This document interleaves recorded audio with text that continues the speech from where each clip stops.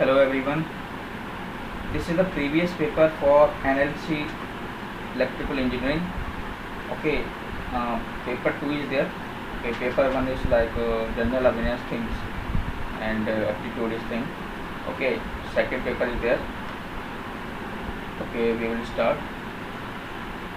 So the first question is the algebraic sum of voltage in any closed path of network is called. तो ये सभी जानते हैं कि क्या होता है आंसर, जीरो आंसर होगा.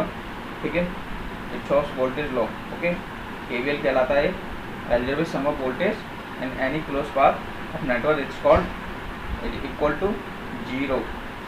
Second, the minimum number of wattmeters required to measure 3-phase power is.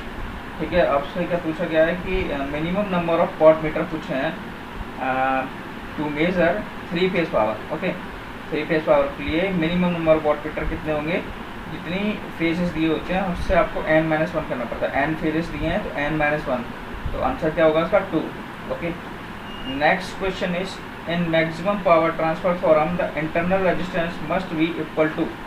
ठीक है, तो तीसरा क्वेश्चन का आंसर होगा इक्वल टू लोड रेजिस्टेंस. जब भी हम मैक्सिमम पावर ट्रांसफर थ्योरम पढ़ते हैं, ठीक है, उसमें मैक्सिमम पावर ट्रांसफर की कंडीशन यह होती है कि जो आपका लोड रेजिस्टेंस है मस्ट बी इक्वल टू आपके इंटरनल रेजिस्टेंस के बराबर होना चाहिए. अगला question, the specific resistance of material is measured in. तो इसका सही आंसर होगा ओम मीटर. जो आपका स्पेसिफिक रेजिस्टेंस होता है उसको हम मेजर करते हैं ओम मीटर में. अगला क्वेश्चन है t इक्वल टू 0 प्लस पे inductor with 0 initial condition acts as. तो t इक्वल टू 0 पे इंडक्टर कैसे बिहेव करता है, ओपन सर्किट. ठीक है, और इनफाइनाइट पे शॉर्ट सर्किट. कैपेसिटर का उल्टा. अगला क्वेश्चन है कि the Laplace transform of t into e की पावर at इज. ठीक है, तो लाप्लास ट्रांसफॉर्म क्या होगा, t इंटू e की पावर at. e की पावर at का लाप्लास ट्रांसफॉर्म होता है 1/s माइनस a. ठीक है, और जब हम इसमें मल्टीप्लिकेशन किसका है, t का, तो 1/s माइनस a का होल स्क्वायर. तो आंसर होगा इसका सी. अगला क्वेश्चन है कि in the 2 wattmeter method of power measurement when power factor is unity the reading of 2 वाटमीटर्स W1 and W2 is. जब भी 2 वाटमीटर का क्वेश्चन आता है और आपसे एंगल के बारे में पूछा गया हो या फिर cos फाई पावर फैक्टर के बारे में पूछा गया हो, तो फार्मूला आप जानते हैं cos phi is equals to tan inverse √3 W1 minus W2 upon W1 plus W2. ये फार्मूला होता है 2 वाटमीटर मेथड का. और इसमें पूछा गया कि पावर फैक्टर यूनिटी हो तो वाटमीटर कैसे होंगे W1 W2. तो W1 और W2 की वैल्यू क्या होगी, इक्वल. जब आप रख के देखेंगे तो आपकी पावर फैक्टर क्या आएगा, यूनिटी निकल के आएगा. अगला क्वेश्चन है कि let B is a branch N is the node in the graph of network theory then the number of chords is equal to. इसका डायरेक्ट फॉर्मूला है b minus n plus 1. Okay, number of chords find करने का formula है b minus n plus 1, मतलब branch minus node plus 1. अगला question है the reciprocity theorem is applicable for. देखिए, reciprocity theorem क्या कहती है कि आपके जो सर्किट है या फिर नेटवर्क है उसमें एक सिंगल सोर्स होना चाहिए केवल. ठीक है, ये मल्टी सोर्स नेटवर्क के लिए एप्लीकेबल नहीं होती. मल्टी सोर्स के लिए कौन सी एप्लीकेबल होती है, आपकी सुपरपोजिशन थ्योरम. और सिंगल सोर्स नेटवर्क के लिए आपकी एप्लीकेबल होती है रेसिप्रोसिटी थ्योरम. ओके, अगला क्वेश्चन है the frequency at which a series RLC circuit resonates at dependent on the values of. जो फ्रीक्वेंसी का फॉर्मूला होता है आपके रेजोनेंट की कंडीशन क्या होती है, जब आपका इंडक्टर रिएक्टेंस आपके कैपेसिटिव रिएक्टेंस के बराबर हो जाता है. ठीक है, इंडक्टिव रिएक्टेंस आपके कैपेसिटेंस रिएक्टेंस के बराबर हो जाता है. XL इक्वल टू XC हो जाता है, यानी कि omega L equal to 1/ωc हो जाता है.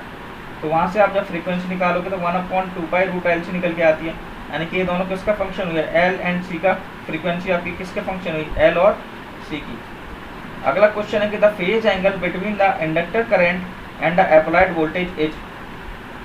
तो जब भी फेज एंगल की बात होती है करंट और वोल्टेज के बीच में, तो वो क्या होता है, 90 डिग्री की एंगल बनाता है. ठीक है, 90 डिग्री का एंगल बनाता है इंडक्टर करंट और आपका applied voltage.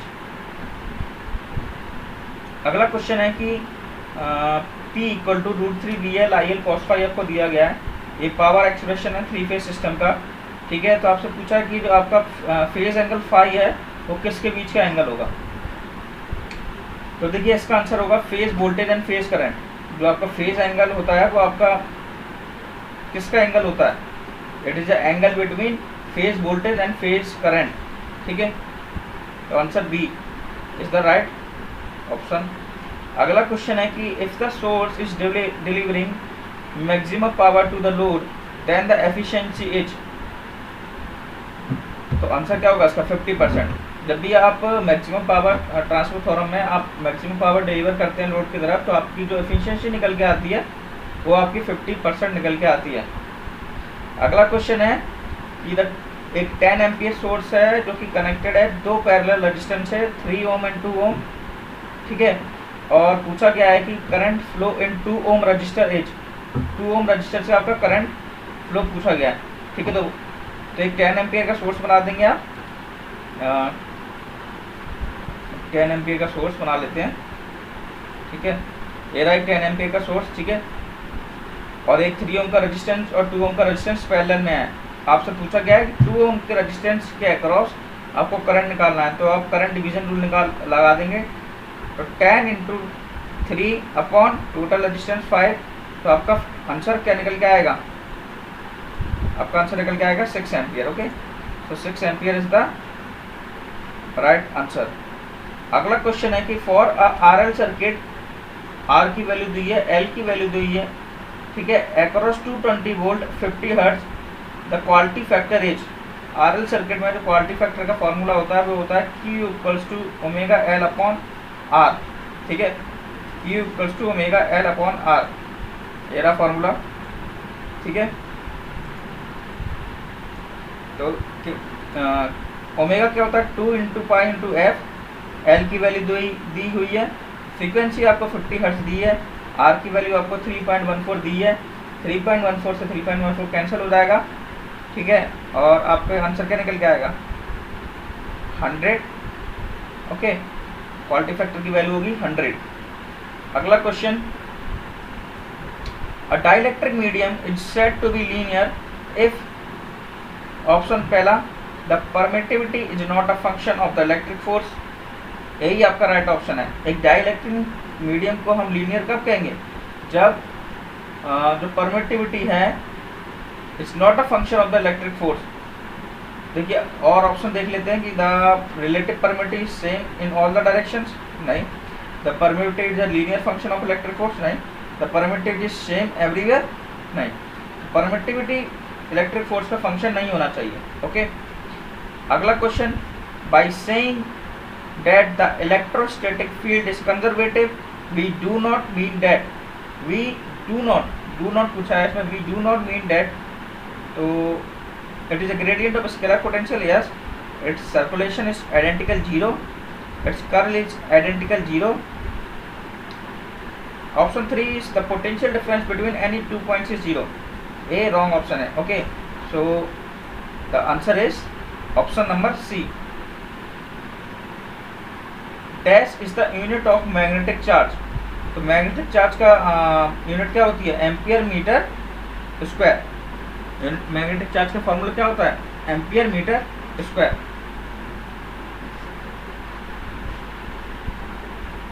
As per the concept of analogy between electric and magnetic circuits is the analogy pair, okay. So इसमें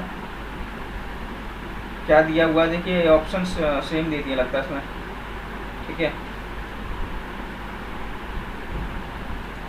ठीक है, तो इसमें ऑप्शंस जो है दिए हुए हैं आपको, अच्छा दिया है कि कंडक्टिविटी किसके एनालॉगी होगा, तो आंसर क्या होगा इसका, conductivity is analogous to the permeability, है ना।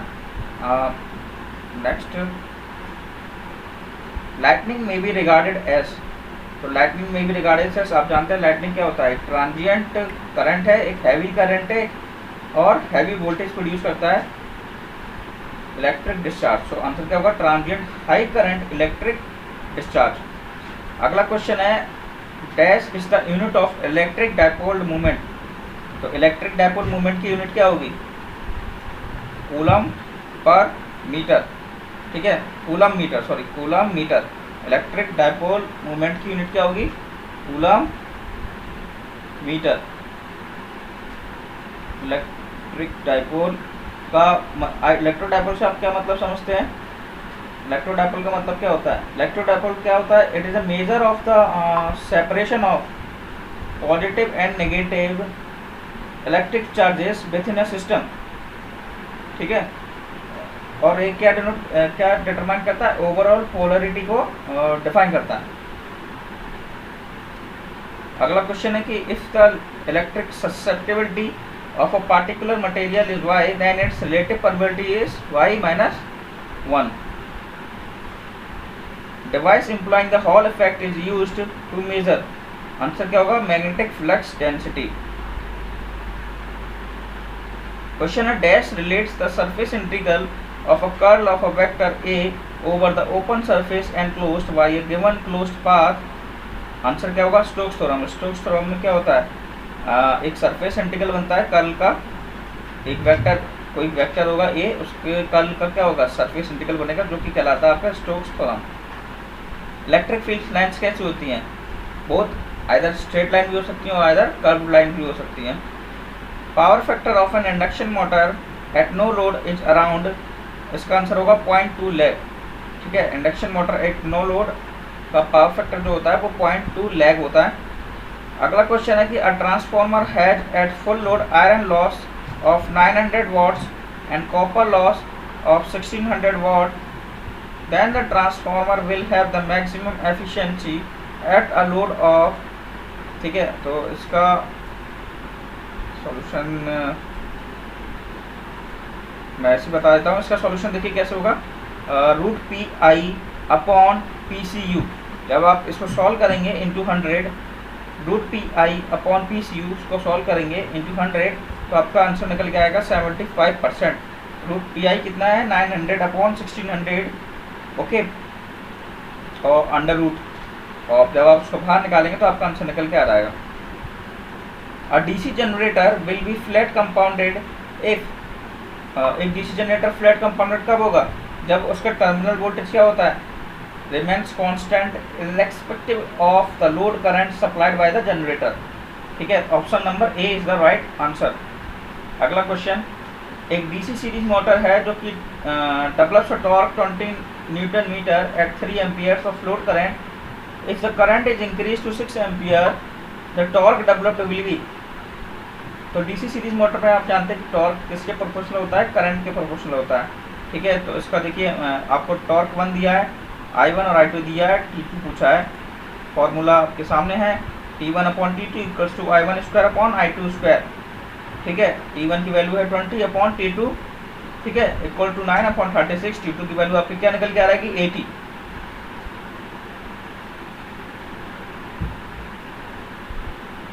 ठीक है।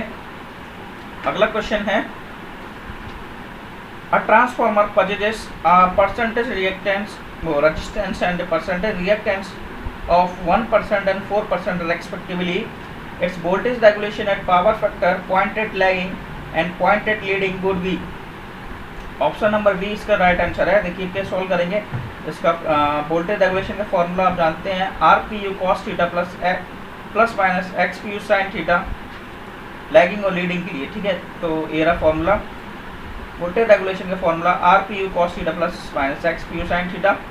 तो जब आप इसको सॉल्व करेंगे वैल्यूज रखेंगे, RPU की cos थीटा की वैल्यू दी है, जब cos थीटा की वैल्यू 0.8 दी है तो sin थीटा की आप आसानी से निकाल लेंगे, 0.6 निकल के आएगी। तो सारी वैल्यूज आपको दी हैं तो आप फॉर्मूले में रख देंगे तो आपका आंसर निकल के आ जाएगा। अगला क्वेश्चन है कि एक induction motor has a starting torque of 320 newton metre when started by direct switching. If starting through an auto transformer with 50% tapping, the starting torque will be। देखिए इसमें क्या होगा कि जो पहले क्या स्टार्ट कर रहा था, डायरेक्ट स्विचिंग से स्टार्ट की, फिर क्या करा आपने 50% टैपिंग दे दी किसकी? ऑटो ट्रांसफार्मर की। तो इसका देखिए स्टार्टिंग टॉर्क का फॉर्मूला क्या हो जाएगा? ये प्रोपोर्शनल होता है बी स्क्वायर के, यानी बी स्क्वायर मतलब हमारा जो टैपिंग है उसके प्रोपोर्शनल स्क्वायर के। तो हम मल्टीप्लाई कर देंगे 320 को 50 के स्क्वायर से, ठीक है। तो आप जब आप सॉल्व करेंगे इसको 320 इंटू 50 अपॉन 50 का स्क्वायर अपॉन 100 का स्क्वायर, तो आपका फाइंड क्या हो जाएगा, T2 की वैल्यू फाइंड हो जाएगी, तो 80 answer 80 newton metre. Under short circuit condition the power factor of an alternator is, short circuit की कंडीशन में पावर फैक्टर क्या होगा ऑल्टरनेटर का, तो इसका आंसर क्या होगा, almost zero lagging. I and T are the line current and torque respectively when DOL starter is used. These quantities when start delta starter is used are, start delta starter में क्या होता है, current I by root 3 और torque क्या होता है T by 3, option number B. Question है to reverse the phase sequence of voltage generated in the alternator we should, देखिए ऑप्शन इसमें ए और बी दोनों सही हैं। जब भी ऑल्टरनेटर में फेज सीक्वेंस की बात होती है तो हम फील्ड वाइंडिंग के कनेक्शन को रिवर्स कर सकते हैं और उनके फेज टर्मिनल को इंटरचेंज भी कर सकते हैं, तो ऑप्शन नंबर ए और बी दोनों आंसर सही होंगे। अगला क्वेश्चन है कि in an alternator the following methods gives the voltage regulation more than the actual value, तो देखिए more than the actual value आपको सिंक्रोनस इम्पीडेंस मेथड में निकलता है, तो इसका आंसर होगा सिंक्रोनस इम्पीडेंस मेथड।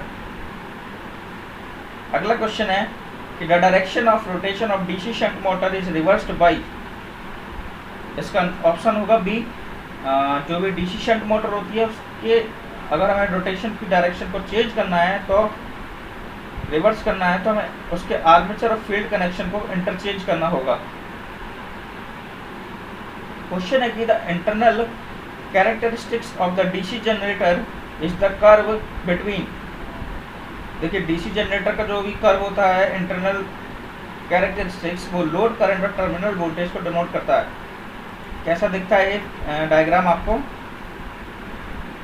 ऐसा, ये जो आपको डायग्राम दिया हुआ है देखिए, ये क्या है आपका लोड करंट और टर्मिनल वोल्टेज को डिनोट कर रहा है। अगला क्वेश्चन है कि the damping winding in a synchronous motor is generally used, damping winding हम सिंक्रोनस मोटर में क्यों यूज़ करते हैं, तो इसका हम यूज़ क्यों करते हैं, to prevent hunting and provide the starting torque. Question है कि 100 volt 100/10 volt 50 volt ampere transformer is converted to a 100 volt by 110 volt auto transformer, the rating of the auto transformer will be, तो इसका answer होगा 550 volt ampere. कैसे, आप जब आप उसको सॉल्व करेंगे, ए आपका क्या है 100 वोल्ट, 50 वोल्ट एम्पियर से उसका मल्टीप्लाई हो जाएगा, तो 50 इंटू 11, तो आपका 11 5 जो 55, तो 550 वोल्ट एम्पियर आपका आंसर फाइंड हो के आ जाएगा। अगला क्वेश्चन कि अगर सिंक्रोनस जनरेटर का एक्साइटेशन फेल हो जाता है तो ये किसकी तरह बिहेव करेगा, तो आंसर है इंडक्शन जनरेटर, ठीक है। If the excitation of the synchronous generator fails, ठीक है, its acts as a induction generator.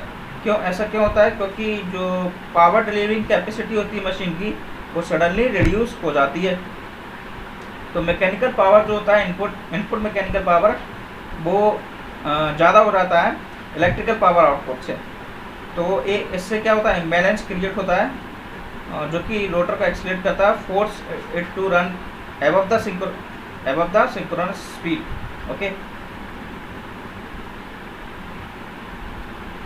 अगला क्वेश्चन है कि cumulative compound DC motor runs at 1500 rpm on full load if its series field is short circuited its speed, इसका answer होगा increases। If an induction motor with certain ratio of rotor to stator slots runs at the 1/7 of the normal speed, the motor is said to be, option number B crawling. Crawling में क्या होता है ns/7 जो synchronous speed होती है वो ns/7 हो जाती है, यानी कि है ना 7th हार्मोनिक्स की वजह से, जिसको हम क्रॉलिंग बोलते हैं।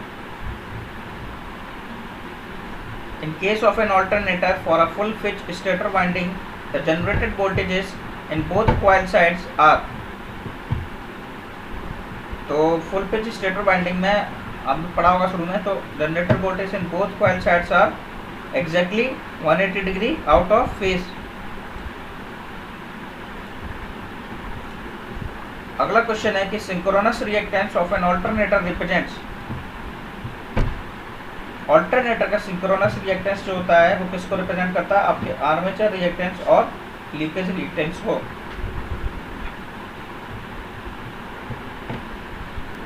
The question is the voltage regulation of alternator depends on. Voltage regulation जो होता है आपका ऑल्टरनेटर किस पे डिपेंड करता है? पावर फैक्टर पे।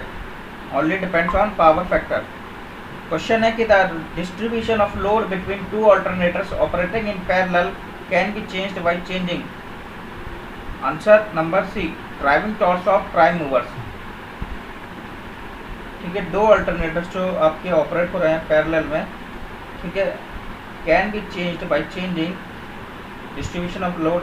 अगर हमें चेंज करना है तो किसके द्वारा करेंगे? Driving torque of prime movers. No load current पूछा है पावर ट्रांसफार्मर में। In terms of full load primary current it is up to 3 to 5%. Question is the starting torque of an induction motor is maximum when? Yes, आप जानते हैं कि जब rotor resistance equals to rotor reactance.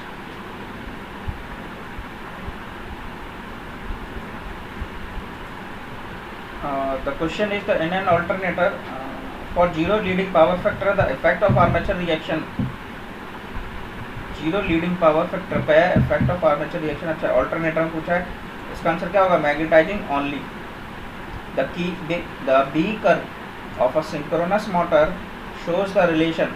B curve synchronous motor B curve क्या denote करता है? आई ए और I F के बीच में ग्राफ को डिनोट करता है। Which of the following motors is suitable for high starting torque? So आप जानते हैं सीरीज मोटर।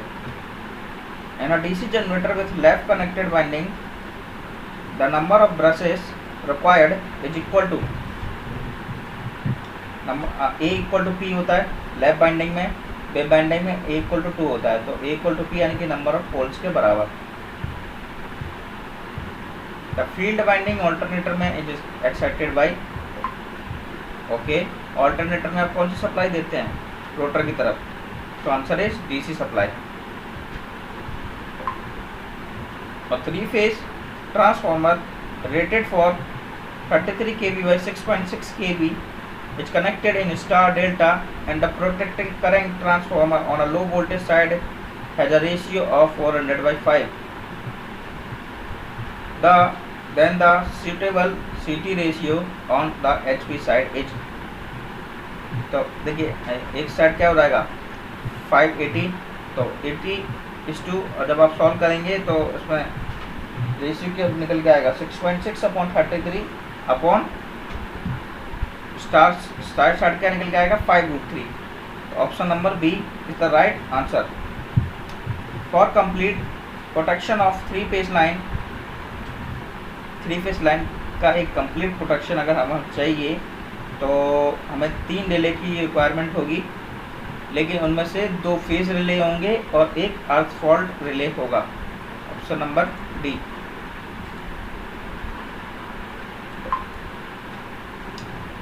एक 20 बस पर पावर सिस्टम है, वन वोल्टेज कंट्रोल बस है और the size of the Jacobian matrix is, okay, तो आप फॉर्मूला जानते हैं 2n - m - 2 होता है, ठीक है।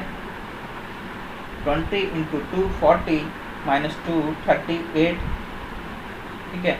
1 वोल्टेज कंट्रोल बस है तो वो नेग्लेक्ट मान ली जाएगी। तो 40 - 2 38 × 38। देखिए लाइन टू ग्राउंड दिया है, 3 फेज फॉल्ट टर्मिनल्स, ये सब सिंक्रोनस जनरेटर के सब सेम है। टर्मिनल वोल्टेज की वैल्यू दी है Z1 यानी कि पॉजिटिव सीक्वेंस, नेगेटिव सीक्वेंस की वैल्यू दी है, इम्पीडेंस की जीरो सीक्वेंस की वैल्यू दी है। आपसे पूछा है न्यूट्रल ग्राउंडिंग का रिएक्टेंस, तो आप जानते हैं न्यूट्रल में क्या होता है लाइन टू ग्राउंड में 3 × Z0, तो 3 × Z0 मतलब 3 × 0.05 है ना, तो आंसर क्या निकल के आएगा 0.15। क्वेश्चन है कि 2 इंसुलेटर डिस्क हैं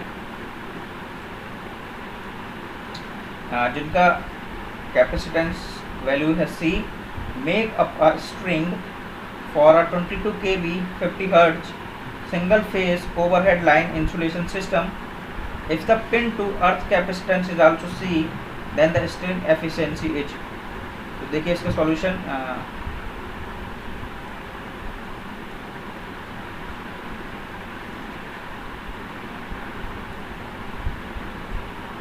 स्ट्रिंग एफिशिएंसी का फॉर्मूला होता है ऑपरेटिंग वोल्टेज पर phase upon n into voltage of disc nearest to conductor. ठीक है, तो देखिए क्वेश्चन में क्या था। ठीक है, क्वेश्चन देख लिया आपने। तो वोल्टेज क्या होगा, total voltage V1 plus V2, तो क्या आपका फेज वोल्टेज टोटल वोल्टेज होगा। और सबसे नियरेस्ट कंडक्टर कितने, एन कितने दिए हैं इसमें, 2 इंसुलेटेड डिस्क है तो एन की जगह हम 2 पुट कर देंगे। ठीक है, और नियरेस्ट कंडक्टर कौन सा आपका V2 है। ठीक है, V2 की वैल्यू वहाँ पर क्या होगा, सेकंड इंसुलेटेड डिस्क है आपका। तो जब आप इसको सॉल्व करेंगे तो 3/4 और V1 कैंसिल हो जाएगा, तो आपकी वैल्यू क्या निकल के आएगी, 75%। क्वेश्चन है कि for accurate load flow calculations on large power system the best method is. Load flow calculation के लिए जब भी लार्ज पावर सिस्टम की बात की जाती है तो हम न्यूटन-रैप्सन मेथड की बात करते हैं। ठीक है, तो आंसर क्या होगा इसका, Newton-Raphson method used for large power system. Question is a short circuit occurs in a transmission line, neglect line capacitance when the voltage wave is going through zero, the maximum possible momentary short circuit current corresponds to। एक transmission line में short circuit अकर हुआ और line capacitor को neglect कर दिया जाए, और जब voltage wave is going through zero तो पूछा गया है कि the maximum possible momentary short circuit current. Okay, तो आप जानते हैं मोमेंटरी शॉर्ट सर्किट करंट क्या हो जाएगा, सिमेट्रिकल शॉर्ट सर्किट करंट का ट्वाइस हो जाएगा, twice the maximum of symmetrical short circuit current. Option number 1 is the right answer. For a power transformer case में क्या होता है, पॉजिटिव और नेगेटिव सीक्वेंस इम्पीडेंस क्या होते हैं, is equal to the zero sequence impedance. The rate of restriking voltage depends on, formula याद होगा आपको, Vn sin omega t by root LC, ऐसा कुछ फॉर्मूला होता है। तो इंडक्टेंस और कैपेसिटेंस दोनों पे डिपेंड करता है आपका rate of restriking voltage. Question है कि the protection of parallel feeders fed from one end the relays required are. Parallel feeders के प्रोटेक्शन के लिए, ठीक है, कौन सा रिले रिक्वायरमेंट होगी, किस रिले की रिक्वायरमेंट होगी। देखिए नॉन डायरेक्शनल रिले है जो, वो सोर्स एंड पे यूज़ करेंगे, और जो डायरेक्शनल रिले है वो आपका लोड एंड की तरफ यूज़ करेंगे। Okay, so option number A is the right option. Question क्या है कि a generator is connected to a synchronous motor. From stability point of view, it is preferable to have। Option number D को देखें तो generator neutral resistance and motor neutral reactance grounded. तो हमारा stability point of view किसको prefer करेंगे, कि हमारा जो जनरेटर है उसका न्यूट्रल रेजिस्टेंस को और मोटर के न्यूट्रल रिएक्टेंस को ग्राउंडेड होना चाहिए। क्वेश्चन है कि extra high voltage transmission lines में अगर एफिशिएंसी ऑफ ट्रांसमिशन को इंक्रीज कर दें, can be increase by decrease the corona loss. तो ये किसके कारण हो सकता है, ऐसा कैसे अचीव हो सकता है, अगर हम बंडल कंडक्टर्स का ट्रांसमिशन लाइन में यूज़ करें तो। क्वेश्चन यह है कि एक if the penalty factor of a power plant is unity, its incremental transmission loss is। देखिए इंक्रीमेंटल ट्रांसमिशन लॉस को डिनोट किया जाता है del PL upon del L से, जो कि आपका पूरा लॉस को डिनोट कर रहा है। तो इंक्रीमेंटल ट्रांसमिशन लॉस में पेनल्टी फैक्टर की वैल्यू यूनिटी दी है, तो 1 minus del PL upon del तो उसकी वैल्यू भी 1 है, तो 1 - 1 इक्वल्स टू 0, आपका आंसर फाइंड हो जाएगा। क्वेश्चन यह है कि if the loading of the transmission line correspondence to the surge impedance loading then the voltage at the receiving end is. जो करस्पॉन्डिंग की बात हो रही है, जब भी आपके ट्रांसमिशन लाइन की लोडिंग सर्ज इम्पीडेंस लोडिंग की करस्पॉन्डिंग होगी, तो जो आपका रिसीविंग एंड का वोल्टेज होगा वो बराबर हो जाएगा सेंडिंग एंड के वोल्टेज।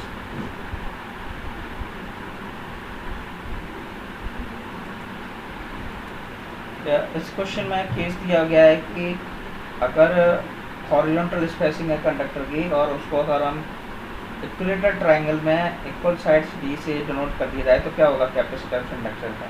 तो इंडक्टेंस क्या होगा, बढ़ेगा, और कैपेसिटेंस की वैल्यू क्या हो जाएगी आपकी डिक्रीज हो जाएगी। 2 × 10⁻⁻⁷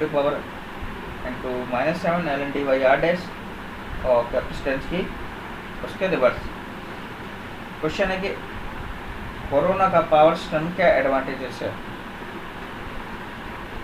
ठीक है, तो ऑप्शन नंबर सी होगा, मतलब कि reduce the steepness of the surge, मतलब जो आपकी लाइटनिंग की वजह से हाई वोल्टेज वेव्स को प्रोड्यूस होता है उसके मैग्नीट्यूड को क्या होता है, कम कर देता है आपका कोरोना।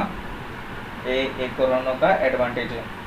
क्वेश्चन है कि load flow study is carried out for.